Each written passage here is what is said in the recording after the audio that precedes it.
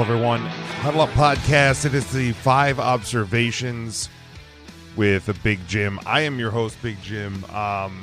Just want to do a little house cleaning, so to speak, catch everybody up. I know it's been quite a few weeks since I've gotten one of these observation podcasts down. I do apologize about that because we do try and get, the regular content out on the feed as much as possible. But it's just been a bit of really busy couple of weeks in kind of the end of the NHL and NBA season, start of baseball. Personally, had a lot of stuff going on, all good stuff, nothing bad, so nothing to get worried about. But it just kind of was never able to get into the schedule to get one of these recorded, and I kind of, not that I'm never a person that is not keeping my eye on sports and things that are going on in the world of sports, but it just wasn't kind of a number one top of my list sort of a thing. So there wasn't really a lot for me to be able to contribute over the past few weeks anyway. But I do, again, just want to apologize about that. I'm going to work with the team, the Huddle Up Podcast team, make sure we get the and one, the 5 for Fighting, the pitch, and all of that out on a regular basis as well. And of course, we still have our off-season Huddle Up Podcast episodes that will be coming out. We're getting back into recording the next batch of those next week, so keep an eye out for these. But as I'm recording this, it is Sunday night, April the 16th, 2023. I want to just thank everyone for sticking with us and tuning in, and we certainly do appreciate all the support you always give us. Follow us on all of our social media, Twitter, Facebook, YouTube, and TikTok at Huddle Up Podcast. You can follow me at Big Jim Sports. And you can get our merchandise over at tpublic.com. All of our social medias do have the link tree that you can hit and get everything Huddle Up related. And we we appreciate all the support as always. So I'm going to jump in here. Pretty good bit to cover tonight in these 5 observations. But number one, I want to publicly thank and show my appreciation for the American Hockey League's Hershey Bears. This is the organization that is nearest and dearest to my heart and my family's in all of sports. And I'm not going to go into a whole ton of detail, but my dad and his brother have been fans since the 60s of the Hershey Bears. I've been a fan of them since I was 3 years old, so the late 80s. It's been, pretty much about 35 years that I have been a fan of the Hershey Bears and been attending games in Hershey, the old barn, the Hershey Park Arena, and now, of course, the Giant Center. And it's always been something that's really been special for me and my family, especially me and my dad. And my dad recently retired. And I reached out to the Bears organization and, just kind of gave a little backstory and I have some great friends that are close to the organization that helped me out. And, they gave my dad and I a really cool opportunity, last weekend. So I just want to, really publicly thank the Bears organization as a whole. The Hershey Bears Booster Club, who has always been great to my family and even in my my late uncle's honor. I want to also thank the Bears Vice President of Hockey Operations, Brian Helmer. I want to thank Jim Jones and Bob Hauer, who are the voices inside the arena at the Giant Center. I want to thank Nate Heckroth, who works for the Hershey Bears. I used to write for the Hershey Bears, and Nate was a guy that I always reported to, and actually got to really meet him and catch up last weekend. So just everybody, and I don't know who if anyone's even going to hear this from the Bears organization, but I do want to thank them. The epitome of class in professional hockey and professional sports. To me, there's not a greater organization, so I want to continue to sing their praises whenever and wherever I can. And as the AHL season comes to a close, the Hershey Bears now wait their first round opponent. They have a first round bye, finished second in the Eastern Conference. So I want to wish the Bears all the best as they head towards their hopefully 12th Calder Cup later this spring. All right, observation number 2. Baltimore Orioles, man, this Orioles team is a lot of fun. Now, currently they are sitting 9-7. They're 4th in the AL East, 5 games back of the 14-2 Tampa Bay Rays. Hard to believe that, but this team, and I talked about it with the guys over the Dollar Dogs and Beer podcast, friends that I work with, and people that I know that are baseball people. We've had a lot of discussions about this Orioles team and what the ceiling is, and I truly do believe that if this team really gets hot and kind of finds some magic, that I think at least getting back to the 85 win mark that they were at last year, or even more, 85, 90 wins, 95 if you really catch a hot streak. But there's potential for this Orioles team, but they are a ton of fun. I'm watching this team, just a lot of young players, and they are looks like they're having a blast out there. They have the beer bong, the Homer hose that they use, and it just seems like this team has a blast, and I hope that management lets this team cook and lets this team grow within itself. I think that's been one of the biggest problems with the Orioles organization in recent years, is they would have some young talent that would come in and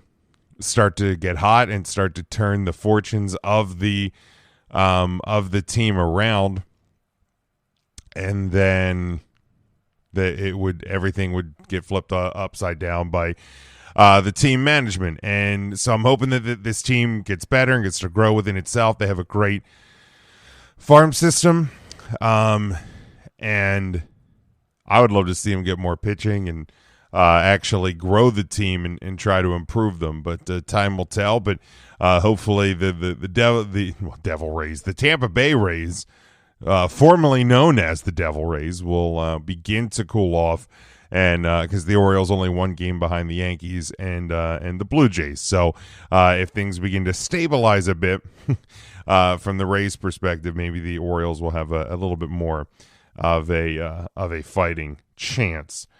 Double playoff season, observation number 3, double playoff season, as I call it, has officially begun. Well, I guess technically the second part of double playoffs will begin tomorrow, Monday, April the 17th. But when I talk about double playoff season, I'm on the NBA playoffs and the Stanley Cup playoffs. But the NBA playoffs underway. I had a chance to watch a little bit of action today. It's a busy day. My wife and I celebrated our 12th wedding anniversary today. So if she listens to this, I love you and happy anniversary. But had a chance to watch a good bit of the Sixers Nets game 1 yesterday. Sixers win that one big. Currently, we got the Celtics, Sixers, Knicks, and Heat leading their series 1-0. In the West, the Clippers, the Kings, and the Lakers leading the series 1-1. As I'm recording, the Nuggets and Timberwolves still playing game number 1 of their series. Sorry, EJ, it's a little late, I know, for you, but the great action from the Sixers yesterday. Look, I'm never going to pretend to come on here and pretend like I'm the biggest NBA fan. Everybody knows that I'm more of a playoff basketball fan, but enjoyed getting a chance to watch some of the Sixers yesterday and hope to do that again tomorrow night, balance between that and Monday Night Raw. But then Stanley Cup playoffs begin tomorrow. But I'm going to run down the first round matchups, give some of my thoughts on that game. The first game of the Stanley Cup playoffs is On ESPN2 tomorrow night, Monday night, on ESPN2, 7 o'clock Eastern Time, the New York Islanders at the Carolina Hurricanes. But let's start. The Boston Bruins, Florida Panthers. The Bruins number one overall in the league, just setting records all across the place, as gross as that is. We'll take on the wild card 2 team, the Florida Panthers. The Carolina Hurricanes, the second best team in the Eastern Conference, will take on the wild card 1 team of the New York Islanders. You have the Atlantic number 2 seed Toronto Maple Leafs taking on the Tampa Bay Lightning, the 3 seed out of the Atlantic, and then the 2 seed in the Metro, the New Jersey Devils taking on the 3 seed New York Rangers out of the Metro. On the Western side, the defending champion Colorado Avalanche are the number 2 seed in the West. They take on the wild card 1, the Seattle Kraken, for the first time in the Stanley Cup playoffs in just year number 2.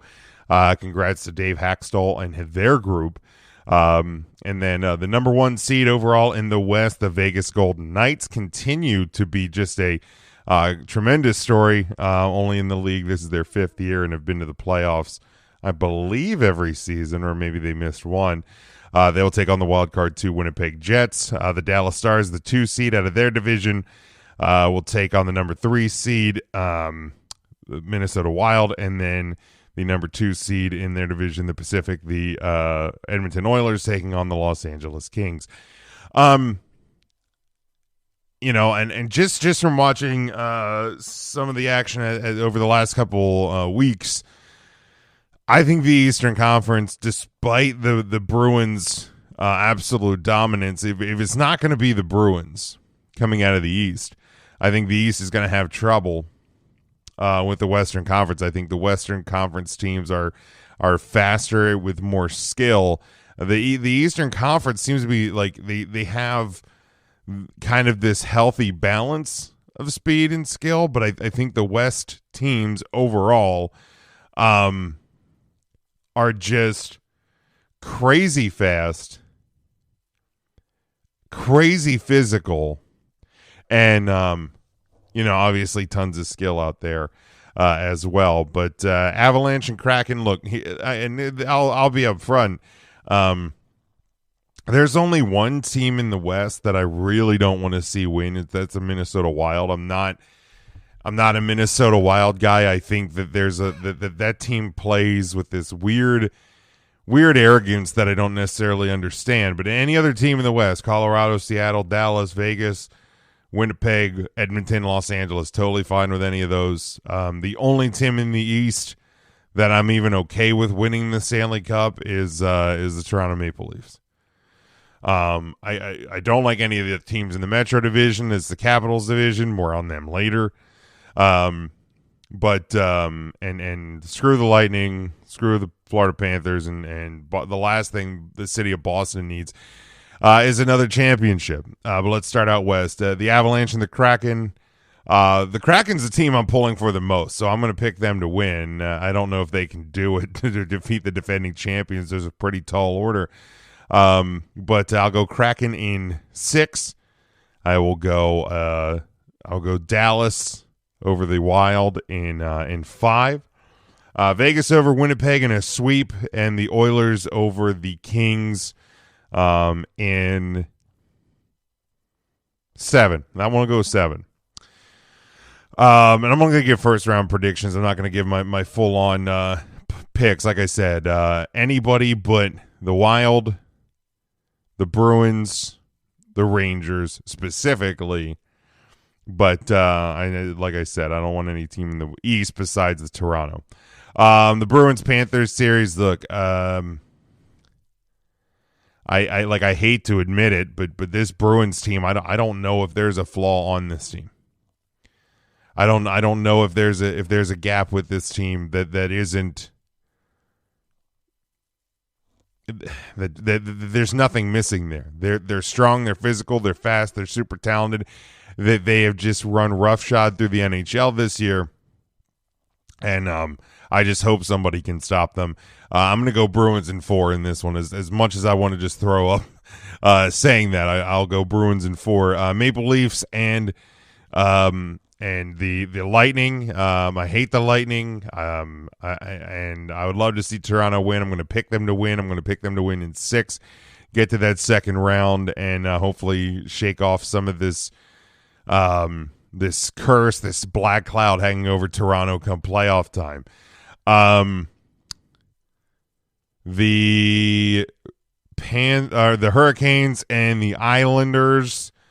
Give me Islanders in 7, and then Devils and Rangers. Give me Devils in 5, because ew, gross, absolutely gross. I hate the New York Rangers. Okay, my fourth observation. Well, let me finish with this. On observation 3, just about the double playoffs and the Stanley Cup playoffs beginning. I talked. I think it was on my last observations pod that it's harder to be a sports fan when your teams aren't good. This has been a very disappointing 2022-2023 sports-wise for me.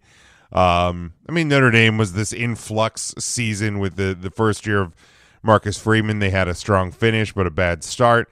Excited for the future there. Of course, we know the story with the Dallas Cowboys. The Washington Capitals are absolutely just a huge disappointment this year. So, I'm coming into the Stanley Cup playoffs for the first time in a long time.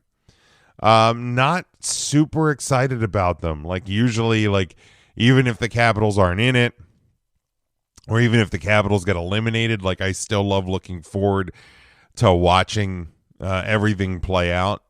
This year, I'm not that excited because I think this hockey season was just really kind of a drain on me because of how bad and how frustrating the Capitals season was. That said, I'm not going to not watch the Stanley Cup playoffs. I'm not going to not get excited about hockey playoffs. The Hershey Bears, like I said, still in it, and very much have a team that is capable of winning the Calder Cup in the American Hockey League. So I'm not hanging up my sweaters just yet. I am looking forward to the playoffs. All right, observation number 4: a farewell, good riddance to the 2022-2023 Washington Capitals season. The Caps finished 35, 37, 10, and 10. So they're below 500. Goal differential of -10, 18, 16, and 7 at home, 17, 21, and 3 on the road. They finished 3, 6, and 1, 2, 6, and 2 in their last 10. They finished 6th in the Metro Division, 13th in the Eastern Conference, and it was an injury-plagued season. I've talked all year, both on Twitter and on the observation pods throughout the season, just how unfortunate the Capital season was in terms of injuries. Very, very beat up. I think in terms of man games lost, they were in the top 3 teams. I want to say they may have even been number 1, but they were certainly near the top, and they were played most of the season without Nicholas Backstrom, who's one of their longtime best players. John Carlson missed an extended period of time. Connor Brown, who was brought in to fill the role of Tom Wilson, who missed half the season. He missed the entire season. And just more and more. Alex Ovechkin missed almost 10 games between injury and the passing of his father. It was just TJ Oshie missed a lot. Again, I could go down the whole list, and I'm not going to do that, but it's just an injury-plagued campaign for the Washington Capitals. They did announce on Friday that the Capitals and head coach Peter Laviolette will not have mutually agreed to part ways. So the Capitals now tasked with finding a new head coach. I think this was the right decision. Now, I know back in December when the Caps were on fire, I came on this very podcast and I said that the criticism of Laviolette this year was unwarranted, and he's doing the best that he can with what he's being given this year. And at that point, the Capitals were kind of on fire. The Caps really were playing well in the month of December, and then it all kind of turned on its head. And really they didn't have an answer for anything over the last few months of the season. I'll say this. I do not think that the failures this season all fall on the desk of Peter Laviolette. But this is his third year. The Capitals got eliminated in the first round of the playoffs each of his first two seasons. This year they missed the playoffs for only the third time in Alex Ovechkin's career. Actual factual tidbit here: this is the first Stanley Cup playoffs to not feature Sidney Crosby and Alex Ovechkin together, or both of them, since 2006. So kind of a end of an era here in a way. Both those guys obviously getting older. Both teams kind of at a crossroads. The Pittsburgh Penguins kind of cleared their front office on Friday as well. Here's where I think the Capitals are. They have an aging roster. They are average age the oldest team in the National Hockey League by a little bit of a decent margin. And it has shown the last couple of years the league is getting younger, faster, more skilled, and the Caps are kind of being left in the dust. They've had guys with older philosophies. Laviolette, Todd Reirden, Barry Trotz. Now, I know 5 years ago, Barry Trotz led the Capitals to their first Stanley Cup. The team and him decided to mutually part ways. Caps fans need to get over that. They really need to get over that, but I'm not going to get into that now. So the Caps really kind of have not had to really reset and kind of change their philosophy since Bruce Boudreau took over in 2009, 2010. I mean, it's been a long time since the Caps have had kind of one of these like coming to Jesus moments. I think that's where this summer is, because they have a lot of talent in their pipeline. They have a lot of young guys, and I think they need a younger head coach. And I really do hope that they push and end up hiring Spencer Carberry, who is an assistant coach with the Toronto Maple Leafs. He is the former head coach of the Hershey Bears, who are the Capitals' AHL affiliate. Probably would have led the Bears to a Calder Cup or two, or at least a deep playoff runs if it wasn't for the COVID pandemic. So I really hope he is the guy. He's coached a number of these guys that are now coming into or active with the Washington Capitals. That's really where it's at. It was an extremely disappointing season, frustrating, maddening season as a Capitals fan. And I hope that this turns to the positive. That next season the Caps come out with a new philosophy, and not only improve themselves and head towards hopefully cutting the 70+ goals that Ovechkin needs to catch and pass Wayne Gretzky, cutting that kind of in half, but getting back to the winning ways in Washington. Last observation for this week: NFL draft is approaching, just a little over a week away now, about a week and a half away. And I was talking about this with a friend of mine last weekend, and I really think that, I mean, it's the first pick with Carolina. I think really comes down to Bryce Young and CJ Stroud, right? Like those are the two. And I think I think for them you have to kind of go, all right, well, do we want to go with the better player, or do we want to go with possibly the more stable player? And what I mean by that is probably the only knock on Bryce Young, or like the red flag or whatever is his health, is his potential for injury. So if you're the Panthers and you're like, this guy's really good. He's probably the best player in this draft, definitely the best quarterback. But I'm afraid of that he's going to get hurt. Then you go Stroud. If you're not afraid of the injury, you go Bryce Young. The other big thing I'm looking at from the draft standpoint is what do the Dallas Cowboys do where they are pick in the 20s, I think 24. Pardon me for not knowing. I tend to not get too excited about draft day because the Cowboys have a somewhat troubled history with draft day, although they've been drafting better over the past few years. I would love if Michael Mayer, the tight end from Notre Dame, ends up falling to them, and the Cowboys would take him because they need it. First off, they need a tight end.